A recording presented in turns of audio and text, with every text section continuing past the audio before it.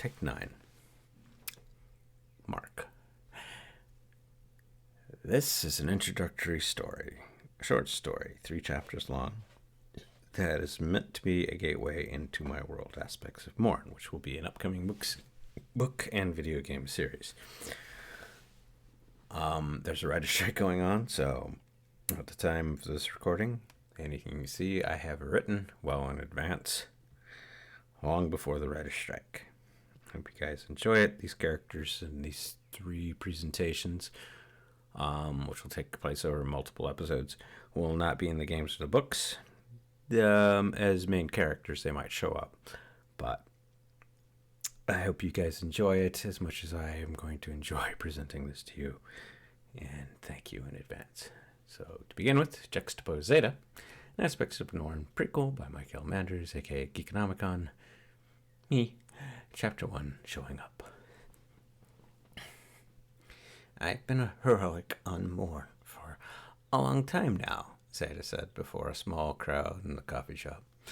I've lost count of how many times I've rescued lost pets, stopped bullying, and even rescued a rock climber who thought spelunking down a well was a good idea. His wife was so mad when she met up with him at the hospital, she literally told him there were rocks in his brains. The material wrote itself.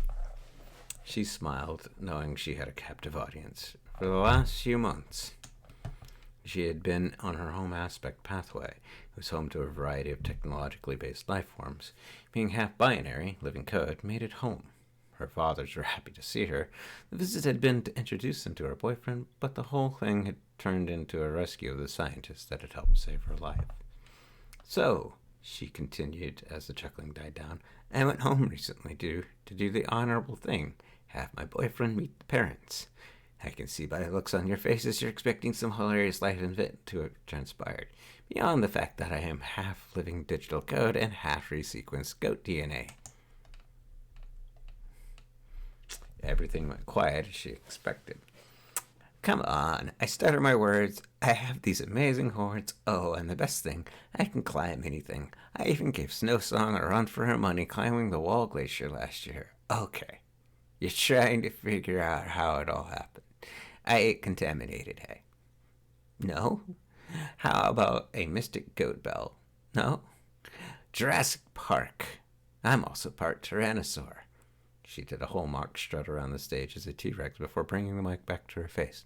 Seriously, nothing overly dramatic. My dad's took my code to a scientist friend of theirs, and he had the brilliant idea to use models of biological DNA to fix my code, and the goat stuck. So I am literally the goat. For some reason, I always believed music should have more goat bells, though. She finished, and ate up the laughter. Here I am, back on Atlas Central, trying to get back into the stand-up routine. Nothing like the small-town crowds here on the core aspect. What I like to do is open my routine to questions. Sometimes I get some great spontaneous material from my answers. Who's first? Is it true your boyfriend is a vampire? A ghoul asked in the front row. Zeta smirked. Look at me, she said, dark blue with neon purple highlights all over. Even my horns glow. Isn't this the weirdest of the weird? Don't you think the brooding vampish type would die to date me? The audience burst into laughter and tears. Gale took to the stage. He was the opposite of the gothic vampire. Blonde hair, blue eyes, wearing blue jeans and a t-shirt with a picture of his cat on it. He gave her a kiss and offered the ghoul a flower before sitting down on the lip of the stage. Gale, she playfully chided, are you hogging my stage?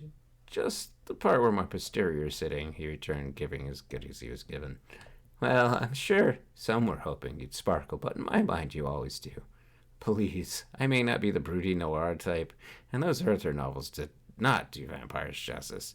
I only sparkle when I'm arm in arm with you. You have this knight-like quality about you. She high-fived him quickly before pointing to a timid hair at the back of the room that was waving to her. Do you have a question, sweetheart? I heard you have another friend that helps you. Is she real or just cleverly programmed? Doing a spin, Zeta stopped with her back to the crowd. Upon her back rested her best friend, a frisbee. not just any frisbee, but rather one housing an artificial intelligence named Pharaoh. Within moments, digital emoji flared across the disc. 2 hands clapped before a face popped into existence. Hi, name's Pharaoh, and I'm a real girl. Also, I'm sort of in charge when we're being heroics. Zeta flipped back around, holding Pharaoh out to the crowd. No lie. There, Gale and I would rather de-res the bad guys with bad puns and practical jokes. Pharaoh is the brains of the trio. But there was the time I used her to deliver a pie to the face of... You promised never to mention the pie incident again, Pharaoh said, complete with a sad face and digital tears that seemed to drop off the back of the disc and onto the stage. But it was banana cream, Zeta tried to reason, playing it all up. Do you know how long it took me to get it out of my circuit? Besides, Gale said, that was the first time I ever had that flavor pie, and it was delicious. The audience lost it. That's right. The first time I ever met my beau, I hit him in the face with a pie. And I get credit for bringing them together, Pharaoh continued as Zeta gave her a playful flipment as a bow. She followed it up with a digital raspberry to end the routine. The 3 bowed before handing the stage over to the next comedian. And next time, I'll continue Chapter 1. I'll see you all in the near future. Thank you for listening.